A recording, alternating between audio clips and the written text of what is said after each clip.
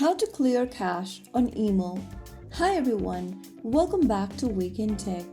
If you're on email and noticing the app becoming slow, freezing, or taking too much storage space, then clearing the cache is a quick and safe way to refresh the app without deleting your chats or account. The first thing to do is to open up your email application on your device and log into your account. Once you're signed into the homepage of email, go to the upper left corner and tap on your profile picture. Once you're inside this Me menu, tap on Settings. Under Settings, tap on Storage and Data.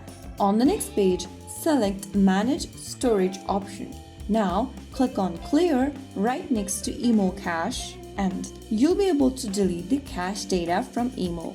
So right after you do that, you will be able to delete your email cache from the email application. After clearing the cache, it can improve the app performance and free up some storage space too. If you found the video helpful, don't forget to like, share, and subscribe to our channel. I will see you again in the next episode. Thank you for watching.